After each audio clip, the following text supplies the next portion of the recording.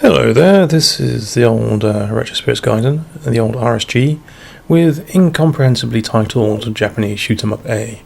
This is by Raizing, and this is the Sega Saturn dashboard, and this is Flying Through Space with the old spacey cubes, the blue Sega logo as we all love. And here's a memory warning, and here's the title screen. Now, this game has an incredibly long name. And if I try and pronounce it, I'm going to pronounce it incorrectly. So let's call it Suki. It has 30 more syllables than that in its actual name, but it is a vertically scrolling shoot 'em up, where you choose one of three.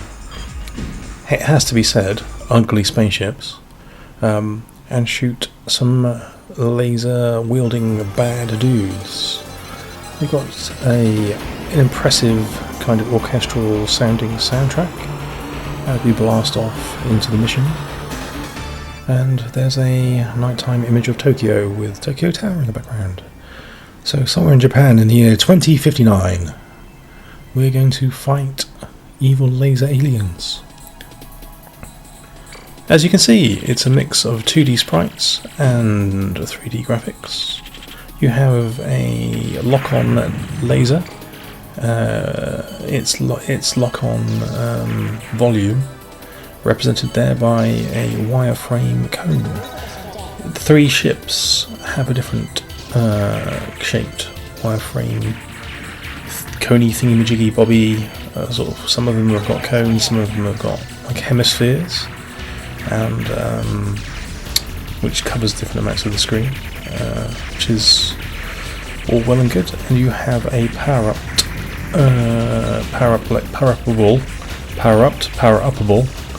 or I don't think there's another way of using that word incorrectly. I think I've used that word incorrectly in all the ways it can possibly be used incorrectly. Click the P's and you can power up your laser. Yeah, you've also got an alternate mode for your lock-on volume. If you hit one of the buttons, you can change the dynamic of it. This one is now kind of locked in a forward position before it could go 360 degrees around my spaceship. So there we go. There's a neat little FMV window popped up there with like a render of the boss. So the presentation here is quite nice. This is the version of the game that comes with the demo of Battle Garega, which is another Raizing game on the Saturn. This game is published by Electronic Arts, unusually. I think this used to be an STV arcade game, which is the Saturn arcade board. So I imagine it's probably 100% accurate to that version. I don't like this game very much, I've got to admit. I don't like the pre-rendered graphics. They're okay. There's some nice scaling in things. Like you go down to a planet surface on like level 3. It's got some nice sort of 3D elements in the background, although not as polished as Radiant Silvergun. So graphically it's a bit average. It's okay, it's not hideous, but it's average. The music's pretty good, the sound effects are okay. The gameplay is fairly annoying. It does this thing where the screen zooms in and out at certain moments, and when the screen zooms in, the controls change for the spacecraft. It becomes super sensitive, making it harder to dodge through the waves of bullets. If I get to a section where it does that, I can I'll point it out. I'll make an alarm call type noise, like or something like that, and you'll know that that's the area where the controls have changed. It's because when it's zoomed out, you press left, the spaceship say moves 1 centimetre to the left. When it's zoomed in, it's amplified. So it's like the controls haven't been locked to the game world. It's like it's like camera dependent controls. It's really hard to describe, but it makes it really difficult to dodge between waves of bullets, and it's frustrating as hell. But in general, the lock-on gameplay is a bit like the hair section, which is all well and good. Some of the graphics do look a bit radiant silver gunny, to be fair, but it's all pre-rendered. It's lots of pre-renders. It's not that pleasant. This game at the moment is anywhere between 60 and 90 quid. I forget how much I bought my copy for. I bought my copy getting on for 15, 16 years ago now, and I don't think it got much change out of 50 quid. So, it's one of the Saturn games that has gone up in price, but not a huge amount. There's another version of this where it doesn't come with the Battle Gregor demo on the disc. I think it plays exactly the same now, so there's no real benefit to either version. I think it's the same game on the disc. This game did get conversion to the PlayStation, if I remember correctly, but it was called something completely different. I'm pretty sure it came out on the PlayStation. Someone can correct me on that if they wish. Yeah, I should be all over this game really. I should love this game by all accounts, but it's just when that camera starts zooming in, especially on it's the robot boss. You first notice it, and then the tank boss on the third level. It gets incredibly frustrating because you just nudge the joypad just a little bit, and your spaceship flies across the whole screen straight into a bullet. Incredibly infuriating. I don't think I've adequately described it, but I'll try again at some point.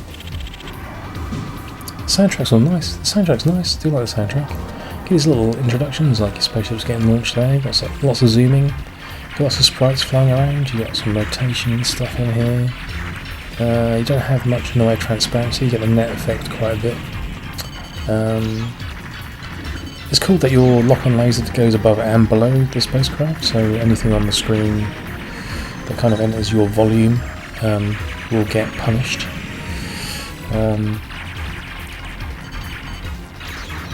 look at these graphics. I mean, that Earth there is not very nice, and the designs on these things are pretty nasty as well. Like the actual designs of the spaceships and the enemies, not that good.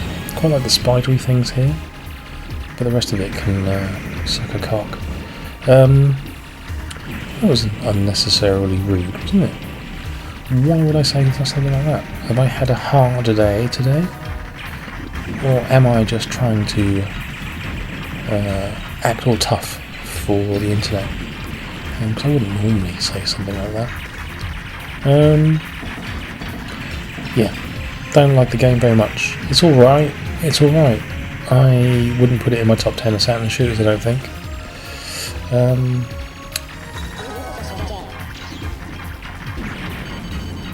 Yeah, I wouldn't.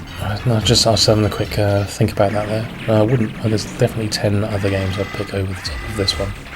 So if you're sort of 60 to 90 quid, you get kind of an average shoot 'em up with some nice presentation in terms of, like that little window that pops up with the FMV in it. It's quite nice, but the graphics themselves are not great. Look at that rotation, beautiful. Irritating game. You got bombs as well. You can launch a bomb, and when you press to change the net effect, it changes the bomb effect as well. So this one looks like it's got a big kind of splash bomb, and then you change the button, and there's some zooming in. See, it does that quite a bit in some boss encounters, and it makes it really difficult to avoid bullets. It changes it into like a spiral bomb thing.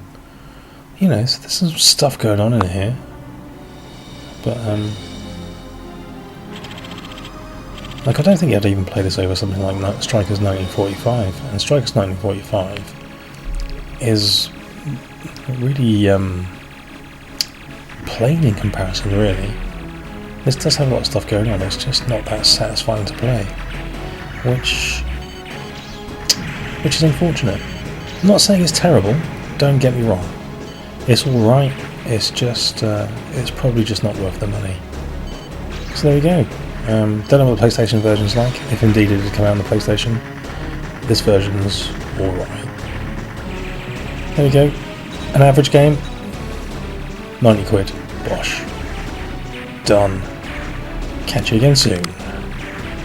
And it's got an incomprehensible name. No one's ever said the name correctly, and no one's ever spelled the name correctly, especially on this one, because not only has it got Battle Gregor on the disc, but it's got an extra word in its name which is also impossible to say by human larynx. So there we go. Alright then, ta-ra.